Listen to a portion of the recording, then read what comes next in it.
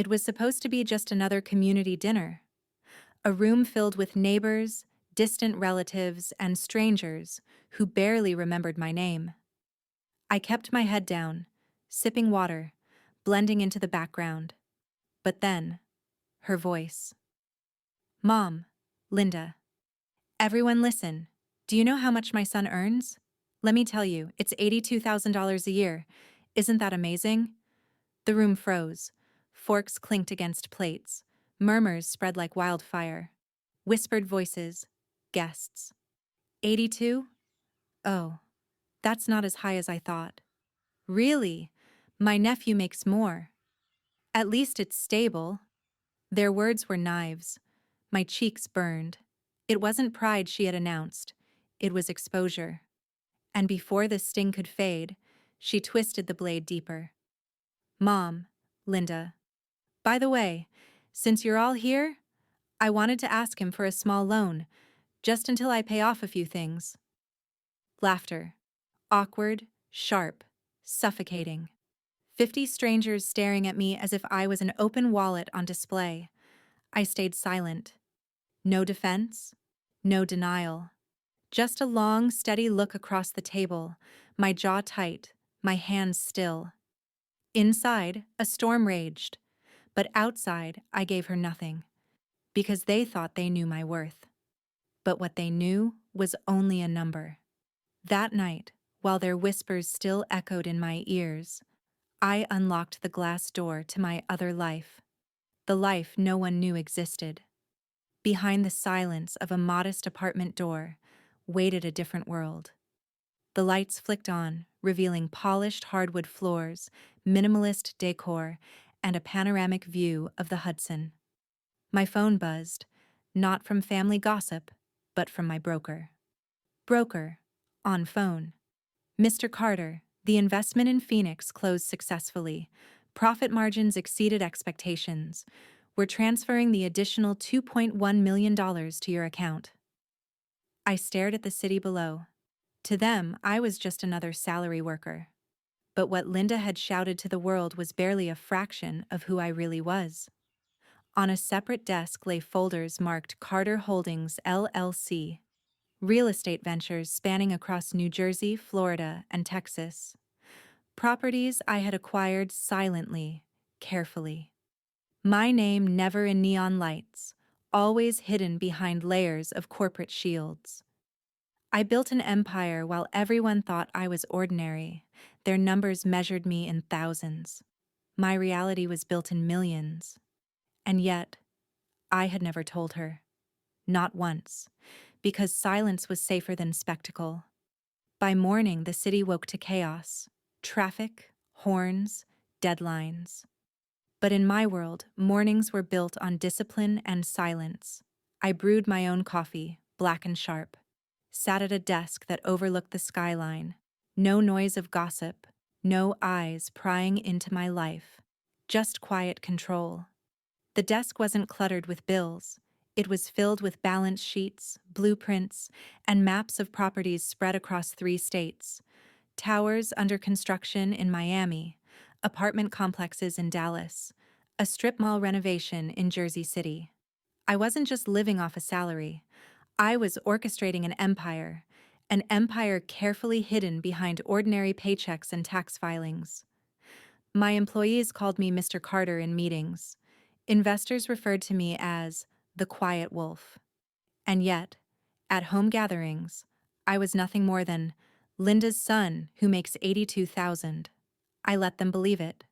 Because what noise destroys, silence protects. I had learned resilience in shadows. I built patience brick by brick. And while they fought for attention, I fought for freedom. My life was proof. You don't need the world to clap for you when your victories echo in silence. It started small, like cracks on glass. 2 neighbors spotted me stepping out of a black Mercedes one evening, a car far beyond the reach of an 82,000 paycheck. At a cafe, a family friend whispered too loudly, "If that's really his salary, how does he afford an apartment in Manhattan?" Whispers turned to theories. Theories turned to suspicion. Relative at dinner. Maybe he won the lottery. No, I heard he's in debt, just covering it up. Or maybe he's hiding something bigger. The curiosity spread across living rooms, barber shops, and Sunday brunch tables. But through it all, I stayed silent. My expression calm, my steps steady. I never confirmed. I never denied. Because the more they guessed, the less they knew. And silence, once again, became my sharpest weapon. The first one to break the silence wasn't my mother. It was Michael, my cousin. He arrived with that smile he always wore, the kind that pretended to be warm but hid sharpness underneath. Michael. Hey, Alex. Been a while, huh? You're hard to reach these days. We sat across from each other, the city lights stretching behind us. He ordered a drink he couldn't afford, but sipped it like he owned the place. Michael, leaning in. Listen, man. People are talking. They're saying you've got something going on. Properties, investments, secret deals. I told them you're just keeping it simple, living off your job. But hey, between us, what's the real story? He tried to mask curiosity with concern, but his eyes betrayed envy. I didn't flinch, didn't shift. I took a slow sip, letting silence hang heavy between us. Alex, calmly. Don't believe everything you hear, Michael. And don't ask twice. His smirk faded, replaced by the kind of uneasy laugh people give when they know they've touched a wall that won't move. As he left, his phone buzzed. I knew what would happen next. One rumor confirmed, or denied, was enough fuel for 50 more. And if Michael knew now, others would come too. I should have known it wasn't a casual invitation. When I walked into the living room, every face was already waiting. My mother Linda on the couch, 2 uncles by the window, and even cousins leaning against the wall like spectators before a boxing match. Linda didn't waste a second. Linda, mother. Alex, enough games. Everyone knows you're doing more than your job. People are saying you've been hiding money, investments, who knows what else. Why didn't you tell me? I'm your mother. You owe me. The words stung, not because of guilt, but because of the entitlement in her tone. Uncle Robert, interrupting. She's right. Family should come first. If you're doing so well, you should help. Lend money, pay off debts. You can't just keep it all to yourself. The room buzzed with their demands. Jealousy dressed up as advice. Manipulation disguised as love. I stood still, letting them pour every accusation onto me. Then, slowly, I spoke. Alex, calm, firm. You announced my salary to strangers. You asked me for money in front of 50 people. And now you gather an audience to corner me again. You want the truth? The truth is, you don't ask out of need. You ask out of greed. Silence. Heavy. Suffocating. Linda's face reddened, her hands trembling. Not with shame, but anger. I didn't shout. I didn't plead. I simply walked to the door, my footsteps echoing in the stunned silence, and closed it behind me. A door, once closed, can carry the weight of 1,000 unspoken truths. The storm didn't end when I closed that door. It followed me home. My phone lit up with calls, first from Linda, then Uncle Robert, then numbers I didn't even recognize. Each voicemail carried the same poisoned melody: guilt, blame, rewriting history. Linda, voicemail crying. After everything I sacrificed for you, Alex, this is how you repay me? Uncle Robert, voicemail stern. Family obligations don't vanish just because you're successful. Don't be selfish. Even relatives I hadn't spoken to in years sent texts filled with veiled threats and reminders of childhood favors. Remember who watched you when you were little? Your success belongs to all of us. The gossip spread further. At church, at diners, at barber shops. Everyone suddenly had an opinion about my money, my life, my silence. I sat by the window, phone buzzing on the table, untouched. The city roared beneath me, 1,000 lives moving forward. And I realized, the louder they became, the quieter I needed to be. Because silence was not surrender, it was strategy. I thought I could avoid them by keeping to myself. But some storms don't knock, they break down the door. At my cousin Emily's wedding, as laughter echoed and champagne flowed, the music suddenly dimmed under a voice sharper than glass. Linda, mother, loudly. Alex, don't walk away this time. Tell everyone the truth. If you can afford luxury cars and city apartments, you can afford to help your family. The room fell silent. Guests turned their heads.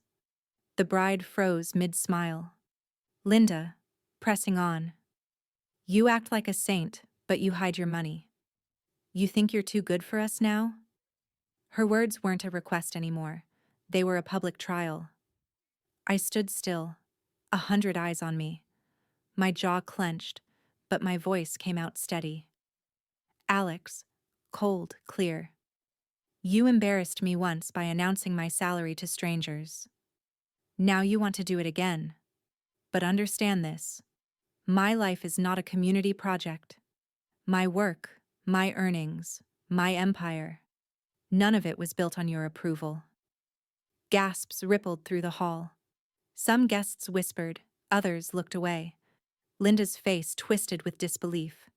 She had expected tears, excuses, maybe even a check pulled from my pocket. Instead, she saw steel. For the first time, her control slipped. And in that silence, I knew the balance of power had shifted. I didn't fight with shouts. I fought with silence, signatures, and strategy. A week after the wedding spectacle, I sat in my attorney's office. The papers were already prepared. Financial boundaries, legal cutoffs, estate protections. Every door Linda had used to pry into my life was sealed shut with ink. Attorney, calmly. Once this is filed, she'll have no legal access to your assets. No leverage, no backdoors. I nodded, my pen gliding across the page. No drama, no hesitation, just quiet finality. That same week, while my mother spread rumors of betrayal, I launched something else. The Carter Foundation.